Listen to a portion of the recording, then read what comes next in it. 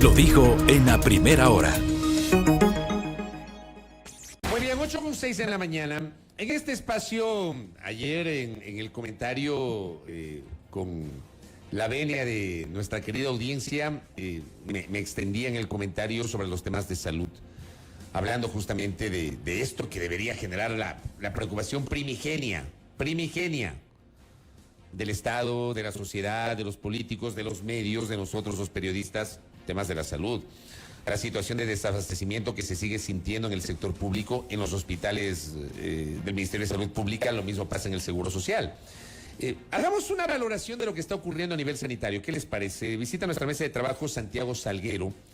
Él es el director de Alafar, que es, ya nos va a explicar qué es Alafar. Primero les saludo. ¿Cómo le va, señor Salguero? Bienvenido, buen día. Buenos días, muchas gracias por la invitación y a todos los que nos escuchan un buen día. Gracias. Alafar, ¿qué es? Es la Asociación de Laboratorios Farmacéuticos que agrupamos a 17 corporaciones de origen ecuatoriano, latinoamericano y europeo y que proveemos medicamentos de alta calidad, seguridad y eficacia. Correcto. Con ese contexto y con esa explicación, ¿cómo ven ustedes la situación sanitaria hoy, marcada, por ejemplo, por la ejecución de algunas políticas del Ejecutivo, ejemplo, la externalización de las farmacias, para que, digamos, ante el desabastecimiento de los hospitales públicos, los médicos entreguen una receta electrónica a los pacientes, vayan a una farmacia y reciban el medicamento? No sé si ustedes forman parte de ese proceso y cómo lo ven. Bueno, muchísimas gracias. A ver, el tema de manejo sanitario, si bien es cierto, pasa por muchos ámbitos y uno de los principales ámbitos en los que ha habido frecuente noticia, si se puede llamar así, es la falta de medicamentos en el sector público, ¿no? En el sector privado, las corporaciones que pertenecen a la FAR han hecho esfuerzos ingentes como para poder proveer y que nunca falte, incluso en los momentos de pandemia, que nunca falte medicamento. En el tema público, el origen se puede remontar a varios años atrás. Y solventar toda esa crisis que se viene arrastrando de hace varios años, sin duda requiere mucho esfuerzo también. Creemos que en ello el actual ministro está tomando, como se dice coloquialmente, el toro por los cuernos. Y en ese sentido entendemos que existen 4 grandes estrategias para poder solventar la falta de medicamentos. Una de ellas, que es la que usted menciona, el proceso de externalización, arrancó el pasado mes de julio, no sin duda con inquietudes de parte nuestra, porque nunca fuimos partícipes del proceso de implementación del proyecto. ¿No les invitaron? ¿No les pidieron? Tuvimos algunas invitaciones finales en las que básicamente algo se nos contó, pero no una participación activa, que es un poco lo que nosotros siempre hemos estado requiriendo a las autoridades. Somos actores dentro de la provisión de medicamentos. Existe un gran encadenamiento, digamos, en el sector farmacéutico compuesto por 3 eslabones: los proveedores, los distribuidores y las farmacias. Nosotros somos el origen de la provisión de medicamentos y en eso siempre hemos reclamado de alguna forma una participación activa como para que se nos escuche y para que poder poner las ideas. ¿Cuáles son estas ideas, antes de avanzar, precisamente? ¿Con qué planteamientos iría la asociación? Una de las primeras cosas es que se tiene que hacer un control efectivo sobre los inventarios de los medicamentos en las unidades de salud. La Red Pública Integral de Salud está compuesto por 4 grandes sistemas, todo lo que pertenece al Ministerio de Salud, todo lo que pertenece al IES, al ISFA y al ESPOL, ¿no es cierto? Y en ese sentido es necesario que cada una de esas unidades, las más de 3.000 unidades sanitarias que existen en el país, pues tenga un control efectivo de lo que ingresa y de lo que egresa, ¿no? Eso ha sido nuestra permanente preocupación y solicitud a los gobiernos. Apenas hace 2 o 3 meses se emitió un decreto al respecto en el sentido de dar directrices a algunas de las entidades públicas para que se pueda implementar este proceso de vigilancia, digamos, de inventarios. Pero es hace 3 meses, esto lo venimos nosotros diciendo hace 10, 12 años. Entonces hay que esperar a ver cuáles son esos resultados de la implementación. Lo que yo conozco puedo controlar, lo que no conozco es lo que ustedes ven, todo ese mal manejo que ha existido y que si no se corrige seguirá existiendo, ¿no es cierto? En ese sentido, nosotros necesitamos también garantizar la calidad de los medicamentos que hay en el país. No es posible, como ustedes ven en las noticias, frecuentemente denuncias de medicamentos que contienen, la última denuncia que vi en las redes sociales, un medicamento que tenía un pelo en el medio, cuando es un medicamento que debería estar completamente esterilizado, o sea, y bien producido, ¿no es cierto? Entonces, ese tipo de cosas también nos preocupan sobre la calidad de medicamentos. ¿Qué se está haciendo sobre eso, no es cierto? Hemos planteado nosotros la necesidad de manejar un control permanente en los sitios donde se entregan los medicamentos para que las autoridades, ya sean a través de sus laboratorios o a través de terceros, que también puede ser incluso una buena propuesta para generar empleo, ¿no es cierto?, puedan tomar muestras, hacer los análisis y efectivamente verificar que el medicamento que dice tener una sustancia, tenga esa sustancia, tenga en esa cantidad la sustancia y que tenga en esa forma farmacéutica la sustancia. Eso se llama vigilancia y control en el mercado y es una de las actividades que nosotros estamos solicitando a la Agencia de Regulación y Control Sanitario retome esos proyectos que tenía como para aumentar la vigilancia y control en el mercado, ¿no es cierto? La oportunidad del medicamento, el peor medicamento... Es el que no le dan al paciente, exacto, claro. El que no existe, ustedes ven, o sea... Ayer tuvimos, perdón que me interrumpa, ayer, ahí donde usted estaba sentado, tuvimos a una paciente, Catalina Cantuña, me parece que era, de una fundación, de la Fundación Pide, el relato de ella necesita un medicamento, 30 gramos de un medicamento, de ese medicamento, los 10 gramos mensuales, 30 gramos mensuales. Los 10 gramos de ese medicamento, nos decía, cuesta $1,800. O sea, necesita $5,400 mensuales para ese medicamento por la enfermedad que ella tiene. Y no tienen acceso a los medicamentos, ni con acciones de protección. Por eso yo suscribo lo que usted dice. El peor medicamento es el que no hay, el que no recibe el paciente. Carolina Cantuña. Carolina Cantuña, exacto. Exactamente. Entonces, en ese proceso, el Estado debe estimular el ingreso de nuevas opciones terapéuticas al país, ¿no es cierto? Y lastimosamente igual por políticas de anteriores gobiernos, en vez de incrementar el número real de medicamentos en el país, han ido decreciendo. Son políticas que podremos hablar en algún otro momento, pero esos son los planteamientos que como sector, y como usted me preguntaba, pues estamos planteando, ¿no? Estamos llevando. Necesitamos ser actores bipartitos, no simplemente sentarnos a ser actores de piedra en una mesa de discusión y de diálogo, ¿no es cierto? Ya pasamos un gobierno y varios gobiernos en los que fuimos tomados y considerados de esa manera y ahora lo que necesitamos es esta relación activa. Relación activa para que se conozca nuestro punto de vista, que se pueda entender también desde el otro lado, entender y nosotros entender al otro lado también, ¿no? Para poder forjar ese tipo de cosas. Tenemos la esperanza de que con esta nueva administración en el Ministerio de Salud podamos llevar diálogos transparentes, activos, participativos, y pues con resultados evidentes y efectivos para la población, que es lo único que estamos buscando todos, ¿no? ¿Cómo, digamos, responder al común de los ciudadanos? Obviamente no es responsabilidad suya, pero nos gustaría un criterio de nuestro invitado frente a la falta de medicamentos en los hospitales públicos, en los hospitales del Seguro Social y en los hospitales del Ministerio de Salud Pública. ¿Qué está pasando en los hospitales de este país, señor Salguero? Bueno, como le digo, para el sector privado existe una cantidad de medicamentos necesarios como para poder proveer. Habrá que preguntar si hay medicamentos para proveer. O sea, partamos de eso. ¿Existen los medicamentos para proveer? En el origen de la cadena. En el origen de la cadena. Exacto, ahí existen. En los proveedores existen los medicamentos. Habrá que ver con las autoridades respectivas de cada una de las entidades que usted mencionó, qué es lo que efectivamente está entorpeciendo la llegada de esos medicamentos a las unidades de salud. No se sabe, o sea, realmente yo no conozco al detalle de qué es lo que puede estar pasando, pero en el origen, como yo le digo, como proveedores nosotros tenemos la responsabilidad de mantener permanentemente abastecido al país. ¿Es un problema burocrático, político, de gestión? ¿Usted desde afuera cómo le ve?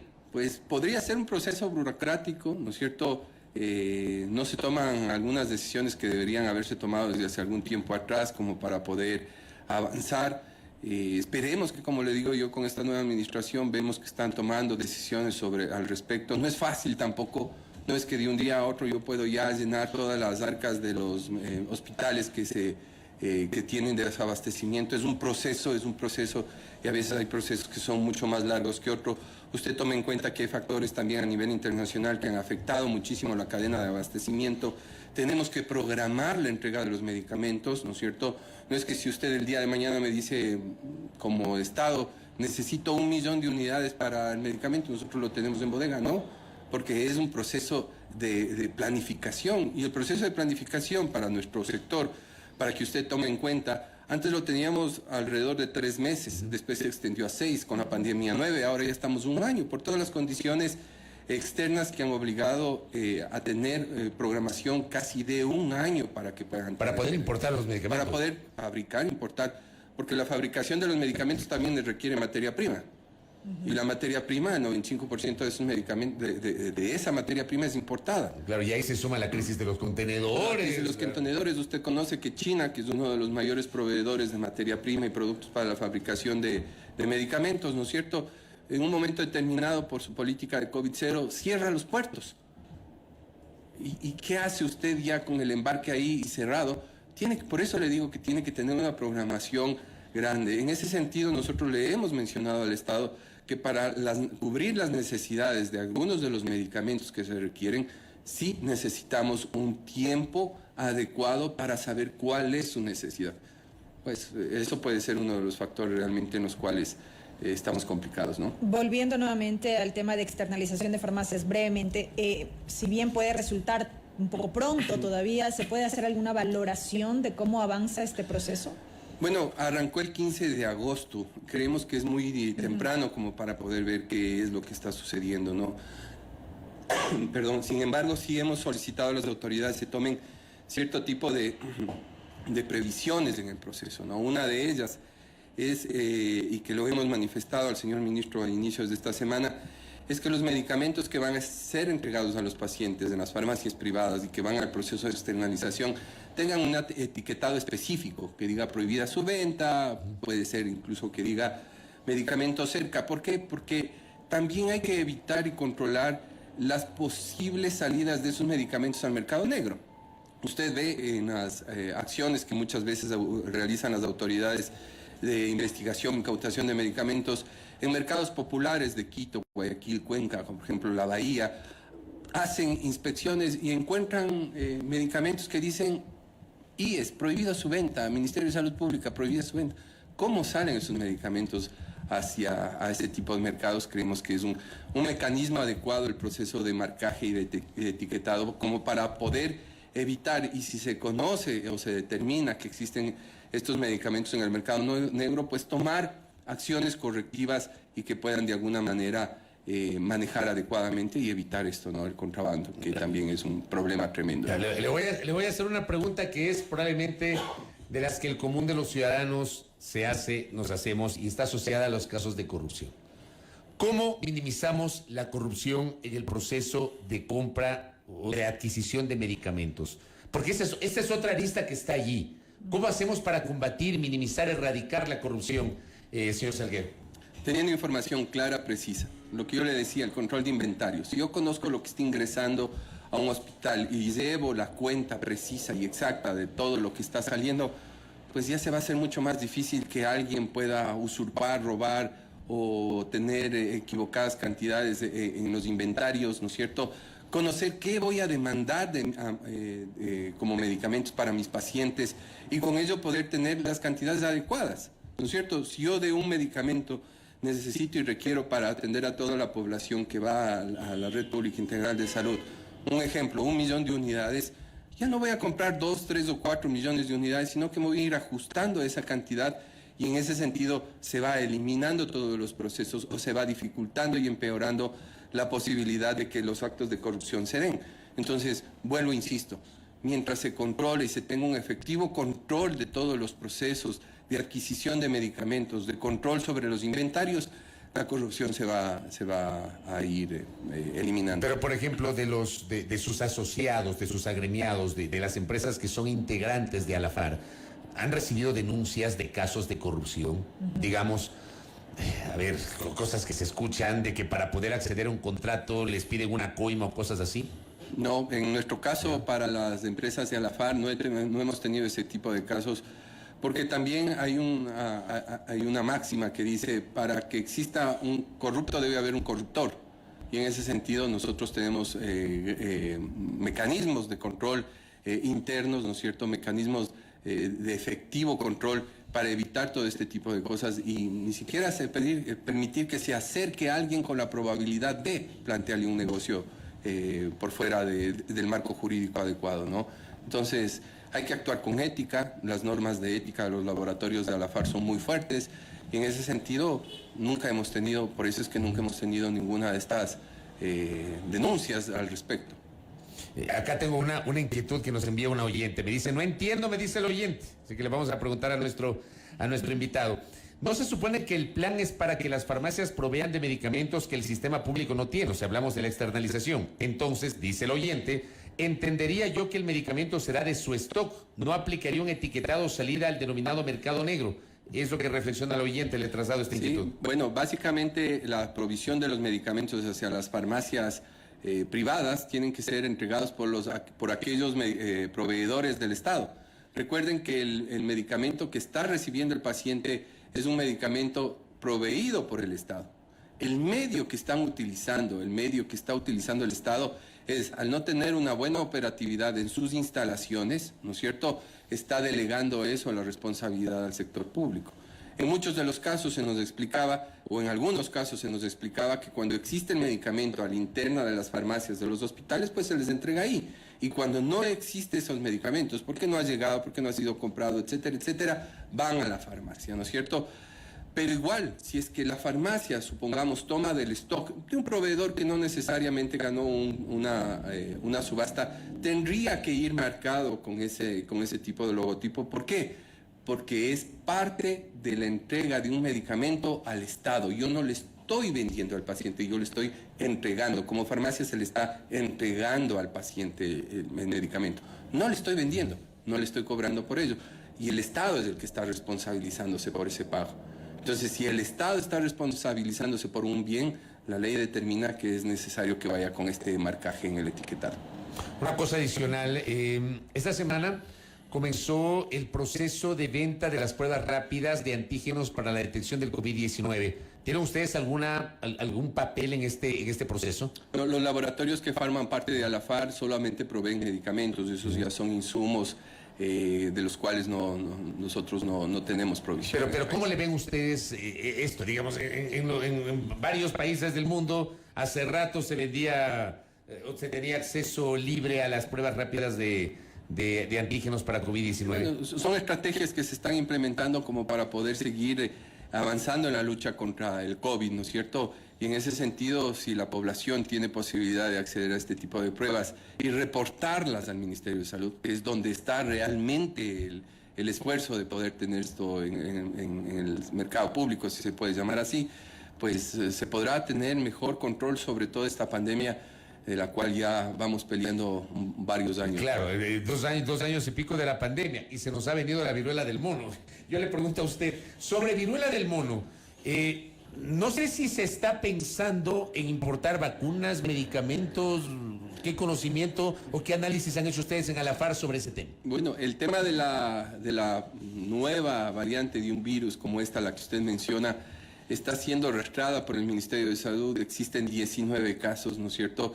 Y en ese sentido, pues entendemos que el Ministerio de Salud también está analizando, o debería estar analizando, qué acciones tomar en el caso de que esta pandemia, esta enfermedad se pueda convertir en algo más fuerte que esto que está controlado, ¿no? Y allí, pues, en el caso de que se necesite, se requiera algunos de los medicamentos que se proveen por parte de los laboratorios socios, bueno, escuchar si es que hay esa necesidad y analizar la posibilidad de ser o de proveer medicamentos oportunamente. Pero hay medicamentos para enfrentar la viruela del mono. Bueno, perdón mi ignorancia, pero pregunto. Para poder paliar los efectos secundarios, sí, o sea, efectivamente existen medicamentos que se deben utilizar y que necesariamente se utilizan, ¿no? Y ya el tema de las vacunas es otro ámbito en el cual incluso a nivel mundial se está analizando la posibilidad de incrementar el proceso de vacunas o de la oferta de vacunas, pero eso ya se irá viendo con el tiempo también, ¿no? Lo importante es que se tenga control sobre el inicio de esta enfermedad. Y vemos que el Ministerio de Salud, pues por lo menos de la información que tenemos, sí está tomando estas acciones. Correcto, señor Salguero, gracias por el tiempo. Muchísimas gracias. Muy amable. Gracias. Interesante diálogo con Santiago Salguero, director de Alafar, sobre la situación sanitaria en este momento en el país, la externalización de las farmacias, las inquietudes que hemos trasladado de algunas de nuestras personas que nos están siguiendo, a nuestro invitado, Santiago Salguero, director de Alafar. 8:26. Primera Plana. Todas las noticias, todas las voces.